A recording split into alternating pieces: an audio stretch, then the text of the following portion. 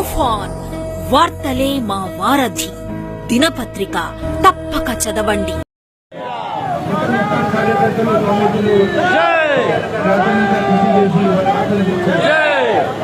బంగ్లాదేశ్లో హిందువులను లక్ష్యంగా చేసుకుని ఇస్లామిక్ మతోన్మాదులు జరుపుతున్న దాడులను అరికట్టాలని డిమాండ్ చేస్తూ మరియు యావత్ ప్రపంచం బంగ్లాదేశ్ హిందువుల రక్షణకై స్పందించాలని కోరుతూ విహెచ్పి భాగ్యనగర్ శాఖ ఆధ్వర్యంలో ఈరోజు అబెట్స్ జీపీఓ సర్కిల్లో మానవాహారం కార్యక్రమాన్ని నిర్వహించారు. బంగ్లాదేశ్లో హిందువులపై దాడులు దారుణమని, మైనారిటీ హక్కులని కాపాడాలని విహెచ్పి నేతలు కోరారు. మరియు ఇస్కాన్ స్వామి చిన్మయ్య కృష్ణదాస్ని విడుదల చేయాలని డిమాండ్ చేస్తూ ఈ విషయంలో కేంద్రం జోక్యం చేసుకోవాలంటూ ప్లకార్డుల ప్రదర్శన చేపట్టారు హిందూ సంఘాల కార్యకర్తలు.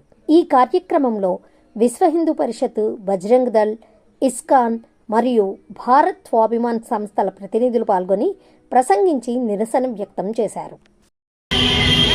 మీరు ఇక్కడ విశ్వ హిందూ పరిషత్ తరపున ధర్నా చేస్తున్నారు కదా, దీనికి కారణం ఏంటి? మీరు ఎందుకు చేయాల్సి వస్తుంది? ప్రపంచమంతా ఎరిగినటువంటి నగ్న సత్యం, బంగ్లాదేశ్లో ఉన్నటువంటి హిందువుల మీద అమానుషంగా, రాక్షసత్వంగా, పైశాచికత్వంతో హిందువులను సంహరిస్తూ ఉంటే, ఓవైపు స్వామీజీని కారాగారంలో పెడితే ప్రపంచంలో ఎక్కడున్నా సరే హిందువే, హిందువులు రక్షించుకోవాలి.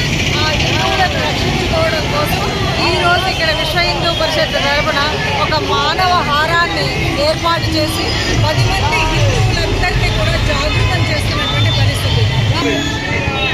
పద్మశ్రీ గారు, ప్రపంచంలో హిందూ ధర్మం మీద జరుగుతున్న దాడులేంటి?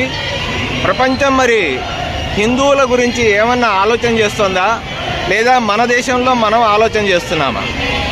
ప్రపంచవ్యాప్తంగా హిందువులు దాడులు గురవుతున్నారు. ఎందుకంటే మన హిందువులు ఎప్పుడు ఎవరిని దాడి చేయలేదు, మనం ఎప్పుడు శాంతిగా ఉండాలని అనుకుంటాం. కానీ ఆ భావాన్ని వాళ్ళు తలకిందు చేస్తూ అన్ని వేళలా అన్ని చోట్ల కూడా దాడులు చేస్తున్నారు. ఈ రకంగా రక్షించుకోవాలి. హిందూ ప్రశాంతంగా ఉంటేనే, హిందూ బాగుంటేనే ప్రపంచం బాగుంటుంది. హిందూ బాగలేకపోతే ప్రపంచం బాగుండదు. కాబట్టి దయచేసి హిందువుని రక్షించాలి, హిందూ ఏకత్వం కావాలి, అమితంగా ఉండాలి అంటారు. ఇదే మా కోరిక. హిందువులు ఎక్కడన్నా ప్రపంచ దేశాల్లో మతం మార్పిడికి కానీ లేదా దాడులు చేయడానికి కానీ ప్రయత్నం చేశారా? ఎక్కడ లేదండి. చరిత్ర తీసుకుంటే ఎక్కడ కూడా ఆ విషయం లేదు. హిందువులు ఎప్పుడు దాడి చేయలేదు, మతాలు చేయలేదు. అది హిందువుల స్వభావం, అది స్వభావం. అది పాకిస్తాన్లో 29% ఉన్న విడిపోయినప్పుడు భారతదేశం నుంచి 29% ఉన్న హిందువులు ఈ రోజున 0.2% పడిపోవడానికి కారణమేమై ఉంటుందంటారు? అక్కడ వాళ్ళని దాడి చేయడమే, మత మార్పిడి చేయడం వల్లే వాళ్ళు తయారయ్యారు. కాబట్టి మత మార్పిడి మనం అడ్డుకోవాలి, తప్పనిసరిగా అడ్డుకోవాలి.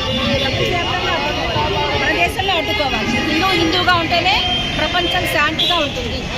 మరి అందరూ కూడా మైనారిటీలు భారతదేశంలో సుఖంగా ఉండలేరు, ప్రపంచంలో సుఖంగా ఉండగలరు అని అంటున్నారు. మీరేమంటారు? అన్నవాడు ఒక దరిద్రుడు, అంతకు మించి వాడికి ఆలోచన లేదు. ఎందుకంటే నా దేశం మాత్రమే సెక్యులర్ అని ఎవడొచ్చినా, ఈనాడు కాదు తరతరాల నుండి ఎవడొచ్చినా ఈ దేశాన్ని మేము కలుపుకొని నిలుపుకున్నాము. అన్నమో రామచంద్ర అన్నోడికి అన్నం పెట్టాం తప్ప ఎవరిని దాడి చేయలేదు, ఎవరిని పంపించలేదు.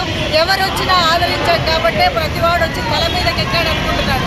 కానీ ఇక్కడ ఎప్పుడూ కూడా ఇక్కడ ఎవడు వచ్చినా కూడా వాడు సుఖంగా ఉంటాడు. తల్లి భారత నీడలు అన్నదే మా వాక్యం. ఎప్పుడూ కూడా ఇక్కడ ఎవరున్నా సరే వాడికి అన్నం నీరు అందాలన్నదే మా సర్వే జనా సుఖినో భవంతు అన్నదే మా మంగళాశాస్త్రం. భారతదేశంలో ఉన్న హిందువులందరికీ మీరేమని సూచన ఇస్తారు? ప్రస్తుతం అయితే అందరూ నిద్ర లేవండి. ఓ హిందువులారా, మనం ఎక్కడున్నామో అక్కడే ఉన్నాం అనుకుంటే, పక్కింటి వరకు వచ్చింది కదా అనుకుంటే కాదు, ఆ పొగ మన ఇంట్లో కూడా వస్తుంది. మన యొక్క దేవాలయాలు లేవు, మన యొక్క గ్రంథాలు, వీటన్నింటినీ విధ్వంసం చేయడానికి ఎన్నో రకాల కుట్రలు జరుగుతున్నాయి. ఇప్పటికైనా నిద్ర లేవండి. చెప్పాలి అంటే ఇక్కడ ఉన్నప్పుడు ఇంతమంది హిందువులు ఇలా వెళ్తున్నారు కదా, అక్కడికి ఒక్క నిమిషం వీడెవడో పని చేస్తున్నాడని కాదు, మేము హిందువులం అనేటువంటి ఒక్క ఆలోచన స్ఫురణకు వస్తే చాలు, ఈ దేశం బాగుపడుతుంది, మన హిందుత్వం బాగుంటుంది, మన ధర్మం బాగుంటుంది. అందరికీ ఒక్కసారి చేతులెత్తి నమస్కరిస్తూ మిమ్మల్ని మీరు జాగృతం చేసుకోండి, మన ధర్మాన్ని కాపాడుకోవడానికి ప్రయత్నించండి. ధన్యవాదమ్మా. తుఫాన్ వార్తలే మా వారధి దినపత్రిక తప్పక చదవండి.